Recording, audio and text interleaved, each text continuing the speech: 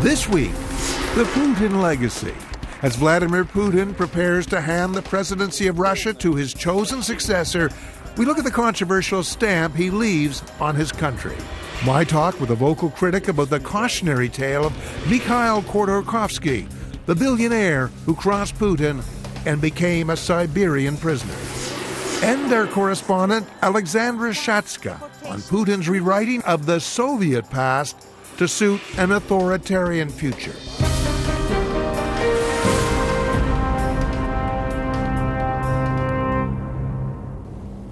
Hello, I'm Brian Stewart. Welcome to Our World.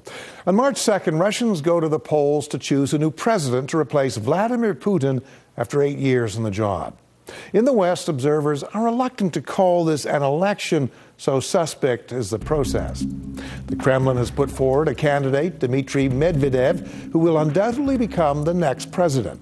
His only real competitor, an opponent of Putin's named Mikhail Kasyanov, was banned from the ballot on trumped-up charges. Putin will remain powerful. He's expected to become prime minister. The Russian media, largely muzzled, is cowed by the Kremlin's power moves. In the West, leaders are shocked by this retreat from democracy, but uncertain about how to respond.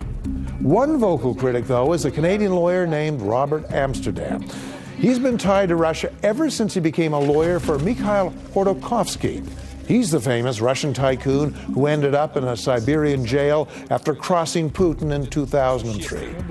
Back then, Khodorkovsky was Russia's richest man after buying up a huge oil company during the years of unregulated privatization. At that time, in the early 1990s, the government sold public companies for cheap prices to well-connected insiders. Many became instant millionaires. Khodorkovsky was among the most influential of the new capitalists until he publicly criticized Putin and started supporting opposition parties. He soon felt Putin's steel fist. Arrested for fraud and tax evasion, he has landed in a prison near Mongolia for a 9-year term.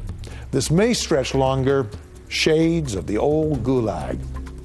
Robert Amsterdam continues to represent Khodorkovsky despite the setbacks. Many ordinary Russians are unsympathetic to the tycoon, believing he made his fortune at their expense.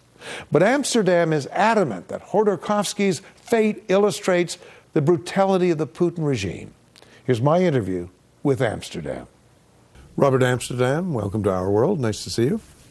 You've been watching Russia very closely with a lot of interest since Putin really came to power in 2000. How quickly have you seen it changing in ways that really should be worrying us all? Well, there's two distinct periods. There's the Putin between 2000 and 2003, where there were changes, and many of them were, in fairness, positive. A new criminal code, a new procedural code, a reduced type of flat tax, some very positive structural changes. And there was the Putin after the arrest of Khodorkovsky. And the velocity of change in destroying these institutions that he helped create was incredible. I witnessed it. I was there during Beslan and the destruction of federalism that took place. I watched journalism being dismantled. I saw the dramatic changes to the tax laws and rulings. I saw my client go through a show trial. It was an unspeakable change. Why does Putin feel he has to go through all the scenario of a budding dictatorship when his popularity seems pretty firm in polls, when Russia is not in a state of turmoil right now, but they seem to be not edging, but going faster and faster towards grabbing all the tools of a dictatorship? Why does he feel he needs to do that? His leadership is not stable. There's tremendous dissension at the top. There have been people murdered. There have been appeals from members of the Secret Service for a calm. The deputy finance minister is in jail in Moscow. These clan wars are very serious. The real issue is not the election that's going to take place with Mr. Medvedev, but all of these clan wars that are going on today. It's bluntly a misperception of the West. Not of him. He understands. He's formally with the KGB. He brooks no opposition because in his mind, if he allows Kasyanov to run, or Khodorkovsky to have an independent business, or certain journalists to function, then the very crickety foundation that he's built will come apart.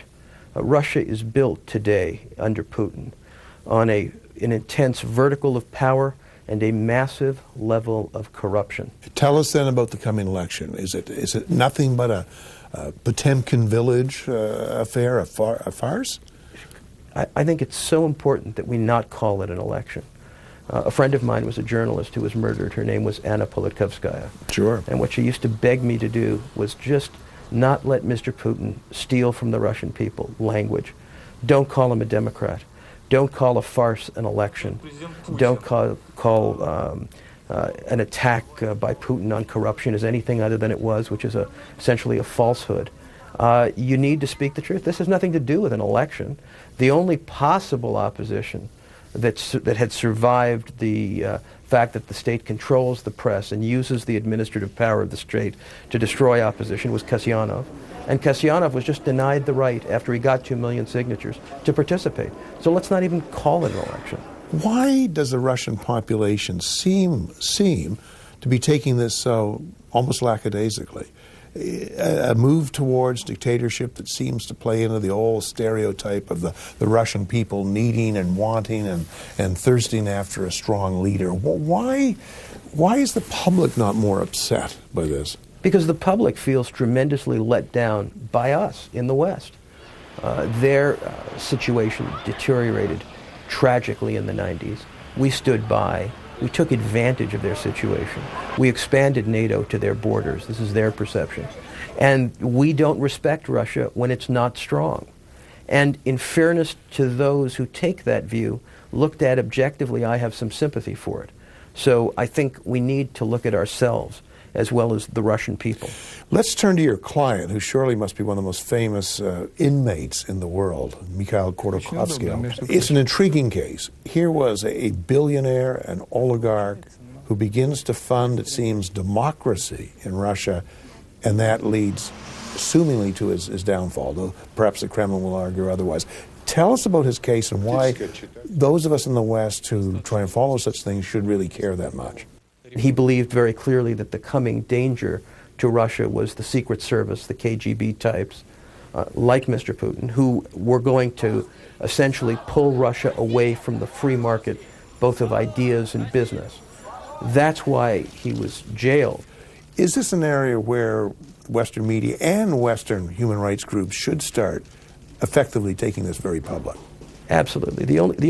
What I've been amazed at is that Putin's line about issues inside Russia has been bought by the West. That people have been willing, they've been thinking with their wallets and not their brains. Because the energy stocks have gone up, there's been no economic miracle in Russia. What's happened is oil's at $100. We've got Mr. Putin having the same success as Hugo Chavez. Doesn't make you a great leader.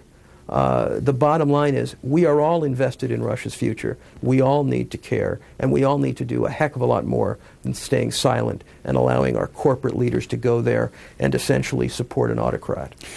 Obviously, you're still fighting. Khodorkovsky is still fighting against overwhelming odds. The fact that you're in there and still determined and trying to rouse outrage must, I suppose, suggest that you have some degree of optimism at a time when people are starting to lose what optimism they had. What makes you at all hopeful?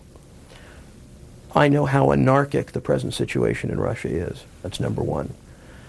Number two, I am so outraged by the willingness of business leaders to essentially throw their principles to the dirt to try to benefit from Russia, that I believe it's I think somebody has to stand up for those in Russian civil society who promote human rights and attack these Western leaders that give support and reputational cover to the Kremlin. Robert Amsterdam, you're engaged in a most extraordinary fight, and we'll watch it with interest. Thank you very much for joining us. Thank you for having me.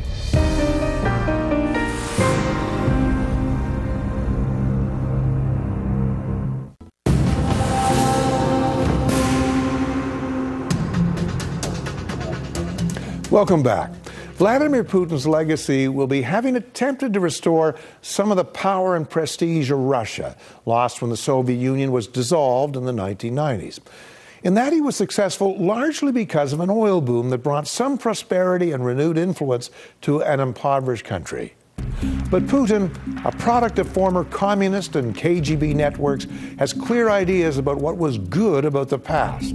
Unlike Boris Yeltsin before him, he did not turn his back entirely on the Soviet era. Putin is also, it seems, not as critical of Joseph Stalin and his period in power from the 1930s to the 1950s, a time of dictatorship and repression, but also one of nation building and a victory at war. The CBC's Moscow correspondent, Alexandra Shatska, explores this in a report you're about to see, the Putin government's efforts to reappraise the Stalin era, to the horror of many historians and survivors of the Stalinist terror. Joseph Stalin, the former Soviet dictator, is making a strange comeback. In spite of millions killed and millions who died in the prison camps, Stalin